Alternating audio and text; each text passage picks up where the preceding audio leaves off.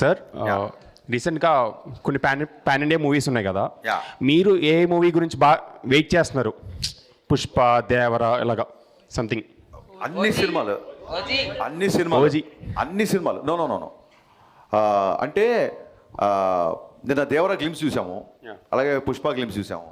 So Bunny నాకు మంచి friend. Tarak గారి గురించి ఆ దేవర గురించి మోర్ వెయిటింగ్, ఎందుకంటే దగ్గరలో రిలీజ్ ఉంది కాబట్టి. Yeah, yes, అండ్ ఇంకో విషయం ఏంటంటే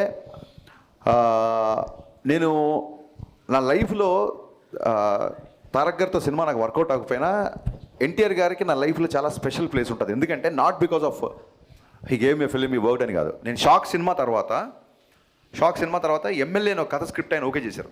2009లో పేపర్ కట్టింగ్స్ కూడా ఉన్నాయి. ఎందుకంటే ఇమ్మీడియట్గా నెక్స్ట్ సినిమా ఓకే అని చెప్పి నేను ఆ పేపర్ కటింగ్ దాచుకున్నా.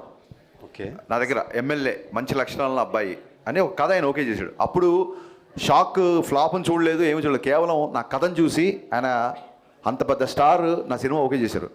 సో ఆయన మీద నా గౌరవం కానీ ఆయన మీద నా అభిమానం కానీ ఐఎమ్ మోర్ ఇండెప్టెడ్. మిగతా హీరోల కంటే కూడా ఆయనతో పనిచేసే సినిమా వర్కౌట్ ఒక గిల్ట్ ఒకటి, ప్లస్ నాకు అసలు నా నా ఒక షాక్ దర్శకుడిగా నా కథ ఓకే చేసిన ఫస్ట్ స్టార్ హీరో. సో ఎప్పుడూ ఎన్టీఆర్ గారికి నా గుండెలో స్పెషల్ స్పెషల్ స్పెషల్ ప్లేస్ ఉంటుంది. దేవర మొత్తం రికార్డ్స్ని తిరిగి రాయాలని మనస్ఫూర్తిగా కోరుకుంటున్నాను. Thank you sir. హాయ్ అన్న, నా పేరు సంజయ్. ఫస్ట్ ఆఫ్ ఆల్ మిమ్మల్ని చూడటం చాలా హ్యాపీగా ఉంది.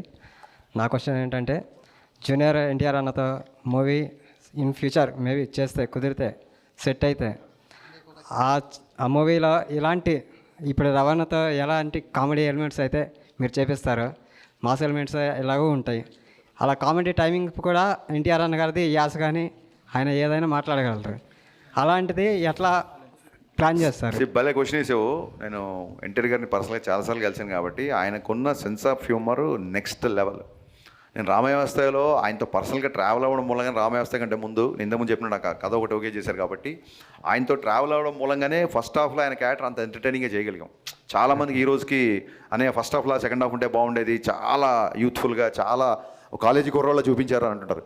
ఎన్టీఆర్ గారి సెన్స్ ఆఫ్ హ్యూమర్కి అసలు అంటే ఒక జోక్ని కూడా అంత ఫాస్ట్గా రియాక్ట్ అయ్యి నవ్వేస్తారు, ఒక జోక్ కూడా అంత ఫాస్ట్గా వేస్తారు. సో డెఫినెట్గా నిజంగా అవకాశం వస్తే ఖచ్చితంగా ఈ పోర్షన్ మటుకు నేను ఖచ్చితంగా గుర్తుపెట్టుకుంటాను. Thank you.